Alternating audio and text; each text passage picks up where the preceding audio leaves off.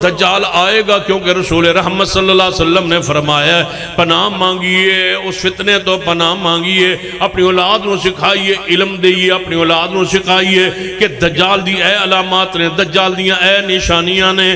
نبی علیہ السلام نے فرمایا اصفہان خراسان دے علاقے جو اصفہان دے وچوں نکلے گا 70,000 یہودیوں دے نال ہونگے۔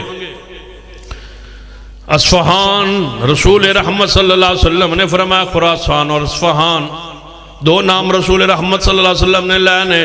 ایک اصفہان کس ملک دے اندر تلاش کیجئے، کس ملک دے اندر گل مکڑ لگی ہے، گل اخیر تے آن لگی ہے، کسی کنارے میں گل ناون لگا۔ نبی علیہ السلام نے فرمایا اصفہان دے علاقے اندر، خراسان دے علاقے اندر دجال ہوئے گا، اتھو نکلے گا تے 70,000 یہودی ہوتے جنہاں دے مخصوص چادرہ ہون گیاں یا مخصوص رنگ دیاں پگڑیاں ہون گیاں تے جھنڈے انہاں دے کالے ہونگے تے یہودی ہونگے 70,000 یہودیوں دے نال او دی فوج اندر ہونگے، نکلنگے اصفہان دے وچوں۔ مجھے بتاؤ اصفہان کہاں ہے؟ آج پڑھئے، تاریخ پڑھئے، یوگرافیہ پڑھئے، ارے جناح اصفہان ایران کا شہر ہے، ایران۔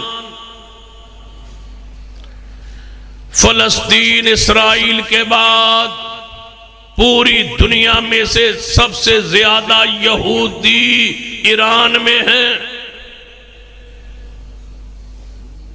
اگلی بات سنو،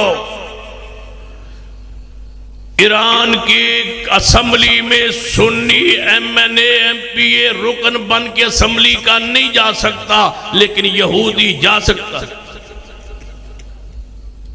سنی مسلمان وہاں رکن اسمبلی نہیں بن سکتا، لیکن یہودی بن سکتا۔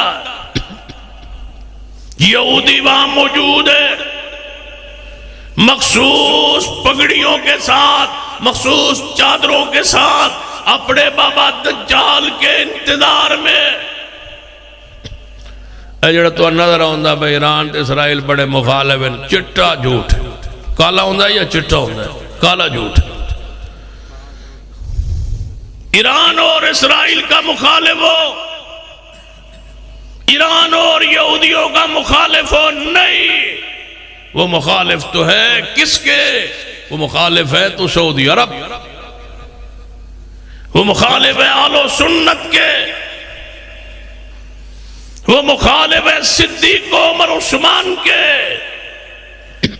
وہ مخالف ہے ابو سفیان امیر معاویہ کے، وہ مخالف ہے امی عائشہ حفصہ اور ام حبیبہ کے، وہ مخالف ہے زینب ام کلثوم اور رقیہ کے، وہ ایرانی اور نسل اور مخالف نہ ہو عمر فاروق کا، نہیں ہے مخالف ہے سیدنا عمر کے، صحابہ کے، آل رسول کے، اہل بیت کی، ازواج مطہرات کے۔ اسرائیل اور ایران کا گٹھ جوڑ دوستی ہے، جو تاریخ پڑھنے والے میری اس بات کا انکار نہیں کر سکتے۔